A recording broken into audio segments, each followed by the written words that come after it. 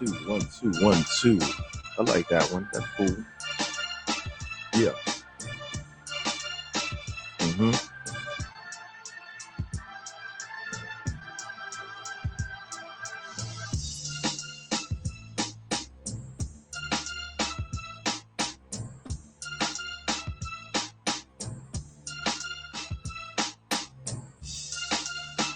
1 2 1 2 1 2. Can you hear me out there? I hope so. I hear me. Thursday. It's Thursday. Happy Thursday, guys. Everybody out there. How y'all doing?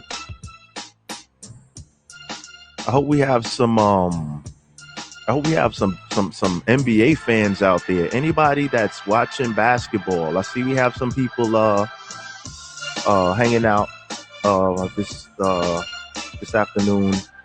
This is a quick episode, unfortunately, because my scheduled co-host Daryl Nicky was unable to make it, unfortunately. So I'm just going to, I still have a little information to still roll out on this topic. Regardless, he had somebody that actually he was going to bring in as a guest that apparently had a lot of smoke for CP3. So, unfortunately, I don't got nobody for that. So, I'm just gonna roll a couple of little articles out about this. Once again, sorry if I didn't introduce myself. It's your host, Ace World. We doing secondhand smoke today.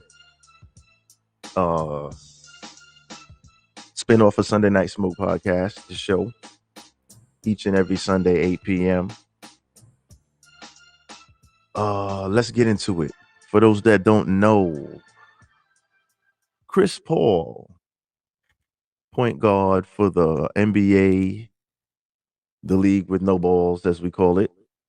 The Phoenix Suns point guard, Chris Paul, suffered a shoulder injury in the latest game against the Los Angeles Lakers.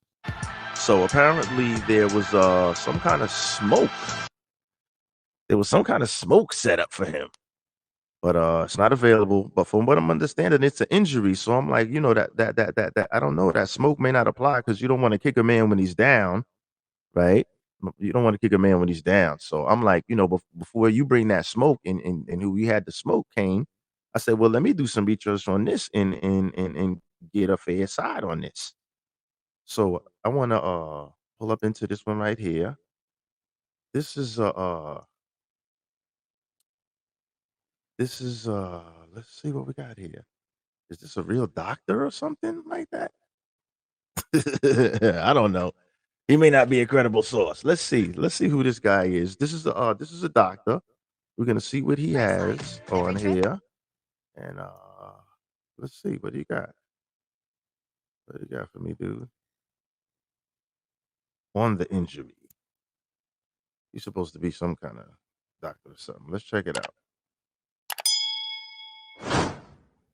Chris Paul has been playing through an injured shoulder since Game 1 of the Phoenix Suns' first-round series against. That is actually not the doctor. That's the robot. So I had two parts. I had the doctor, and the robot is actually reading a newspaper article. Let me take that back from the beginning.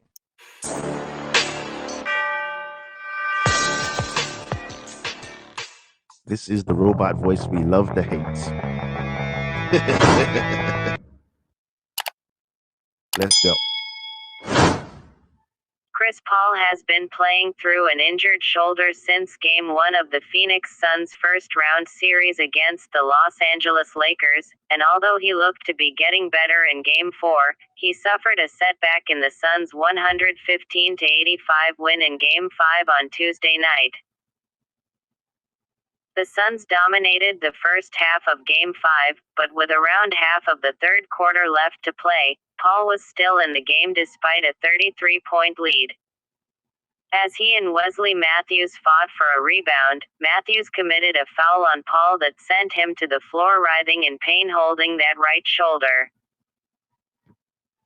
Paul was able to shoot the 2 free throws after a lengthy review, but immediately afterward, the Suns committed an intentional foul to get him off the floor with a 35-point lead.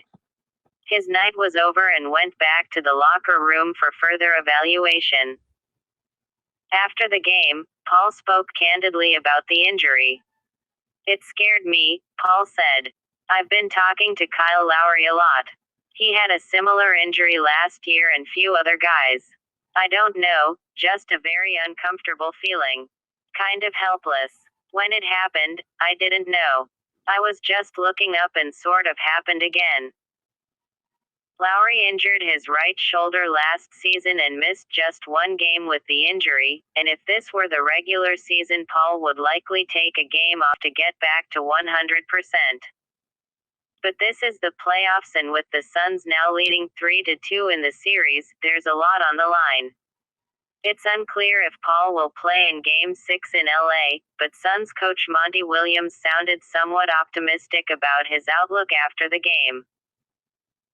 When Paul came back out, he said he still had strength, Williams said. I'm sorry, y'all. I just can't. I can't. I can't listen. Just listening to that drives me crazy. I'm sorry. I'm sorry. But basically, the article basically explains that he got hurt during the game, and it's a shoulder injury apparently. But the thing, if you're not any NBA fans out there, please acknowledge that you're an NBA fan or something. Like shout me out, help me out on this because this was actually a show where uh I was just basically here to mediate a topic, and both of the people that I was mediating the topic with are not here. So anybody that just want to pull up, they can pull up. It is what it is. But so I had information that worked on both sides of the story. But if you don't know who Chris Paul is, Chris Paul, he's an NBA player, he's a veteran, but he every time that his team is in the playoffs, right? When his team is in the playoffs, he always gets hurt. He always gets hurt in the playoffs. So it just seems like, they're usually up, they're usually up. And in the series, like this time also, they seem to be up 3 games to 2 games now.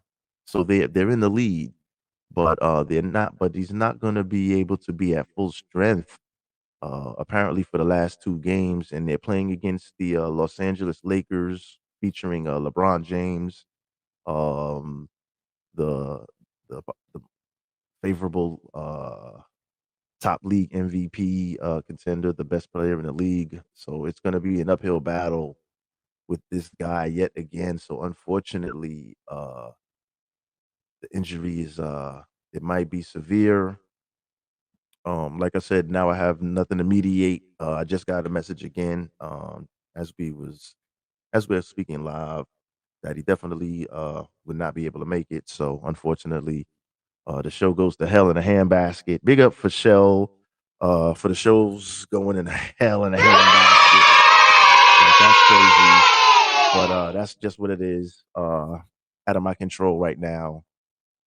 Sorry for anybody that did pull up, but I'm just gonna roll off one last piece of footage so it just doesn't go to hell because I'm not doing this again tomorrow. So this was just a one shot deal. But since I already brought it up, I might as well defend the guy anyway with the rest of the evidence or whatever. So that's one side of it. So actually, there's a doctor that spoke about this. So let's see what this doctor has to say about this right here. Let's see. Mm. Against the Lakers, Chris Paul unfortunately re-injured his right arm slash neck, and unfortunately, it looks to be like the same thing that happened before. Welcome back, everybody. I'm Dr. Brian Suter, and this is your number one source for learning about the unique medical side of the world of sports. This is the play in the third quarter where Paul got hurt. You can see he's going up to get ready to try to block out and get this rebound, and nothing really that severe or traumatic seems to happen here. He gets jolted a little bit as he goes up for this rebound, but honestly, on first look, it doesn't look too bad. But we saw Paul in obvious discomfort here right away. You can see he's kind of looking at his shoulder, looking down that right arm. He kind of does something similar to what he did with the first injury, where he's kind of grabbing at that bicep, kind of grabbing down that arm here. And so clearly he was in a significant amount of pain here and came out. I'm worried that this is the same type of injury that Paul originally suffered. If we look in slow motion here, pay attention to his neck and his head as he goes in for this rebound. You can see he sort of gets this little bit of a whiplash type of position where his head suddenly right there gets forced backwards into some extension. And unlike when he originally injured it, where his head was kind of pushed in that direction, here it's just the contact causes that whiplash, but that sends his head into this extended position. He also here is looking over his right shoulder. So he's got a little bit of lateral rotation to the right. And then he gets that whiplash where the neck comes backward right there. And you can see how he reacts with the pain right away. Remember, this was back when the injury first occurred. You can see he's got that head again rotated to the right, and then he gets knocked into that extended position. So here it was more forced from an external load coming in to bend his neck, as opposed to this most recent time, it was just sort of whiplash. But it ends up being the same sort of result with how the neck and those subsequent nerves can get twisted. The first injury here, we saw Paul again kind of rubbing up and down that arm in the location of the biceps. And then most recently, we see that same sort of thing. Initially, he's kind of grabbing at that arm in that distribution where those nerves are going to be running. Just to give you all the quick refresher again with our biodigital anatomy tools. So the original injury, there were reports, of course, of a stinger. That's what I thought it was. That's going to be an injury to the nerves, either right after they leave the neck or in an area called the brachial plexus, where all these nerves from the neck come together and then ultimately travel down into the arm. That position of the neck and head being extended backwards and looking off to the right can cause some compression and some injury to either these nerve roots as they leave the spine or in this upper portion, the upper trunk, kind of this top part here of that brachial plexus. It's also the grabbing of the arm in the same location that makes me concerned about an aggravation of this original injury. When we talk about nerve injuries, those nerves go on to feed different areas of the limbs to provide that sensory distribution. And so oftentimes when somebody has a specific nerve injury, we can get a sense of which nerve is involved based on where they feel their pain. So for Paul to again grab in that area of his biceps, his upper arm, kind of the shoulder, brings us to that area around that upper trunk, that fifth, that sixth cervical nerve roots that seem to have possibly been affected both of these times. So now, of course, the big question is what's going to happen for game 6? Under the assumption that the initial injury was a stinger, Paul's recovery was much more prolonged than we would typically expect. I would hope by now that any damage to those nerves has recovered so that there's not some underlying damage there that could have been made worse. But the fact that Paul had a prolonged recovery the last time has to raise some concern about a prolonged recovery this time. Certainly the way he responded, he looked to be in just as bad of pain as he was during that initial injury. And we also how much it affected him on the court. There's really not much you can do in terms of active hands-on treatment to make those nerves heal faster whenever you have an injury like a stinger. Hopefully Paul is fortunate here in that the symptoms will resolve like they do with a typical stinger or nerve injury, like within less than a day. It does raise concern though that this could be 2 stinger nerve injuries that he suffered within just a 2-week time period. These repeat injuries raise the concern for more necessary evaluation to look and see if there's something structurally going on that's making these much more likely to occur, because this basic kind of hit that we saw in this game wouldn't typically be enough to do this. So in summary, to look at this one more time as Paul is going in here, it's the sudden jolt right there from the Lakers player that causes his And neck this makes to go no into this sense kind of because you can't even see this video where his that's neck being and head played. extend looking upwards with a little bit of rotation to the right in a similar position like we saw his original injury occur. But basically, he was moving backwards, and there was a big guy standing behind him, and he pretty much got whiplash. Like, so the guy's arm, his forearm, his bicep and shoulder from the player behind him, pretty much he backed right into it. So he caught whiplash, and his head whiplash kind of over the guy's shoulder. Excuse me. So it looked pretty. It looked like it hurt, like some wrestling shit. But that's kind of what it is. But I kind of wanted to present that that argument because they had different points that they were bringing up, like he's overpaid because he does have a big contract, maybe do $40 million next season or something like that. He always gets hurt in the playoffs. When other guy was saying that he's fixing the games like it's rigged. You know what I mean? So there was a lot of there was a lot of different things going on with that. So I had the smoke ready. I was like, word? I thought they was coming with facts and all the good shit. You know what I mean? He's in cahoots with LeBron. Big up to Chris Paul if you in cahoots with LeBron. You know what I'm saying? They in cahoots together. He can't let like LeBron. Like, you can't beat me, right? So I don't know, man. But unfortunately, I'm out of here, man. I'm not gonna drag this on for no reason because I'm just in here by my damn self. Big up for everybody that pulled up. Thank you. Good looking at. I'll catch y'all in the next show. Like I said, this was set up to be some kind of smoke session, but apparently the move on, people. There's nothing to see here. Have a nice day, y'all. Take care. I'm going, man. Ain't got nothing else for you. Secondhand smoke. Thanks for pulling up. Sorry, I don't have the guest. Have a nice day. Enjoy your Thursday. Where there's fire, there's smoke. And when there's no fire, ain't nothing happening.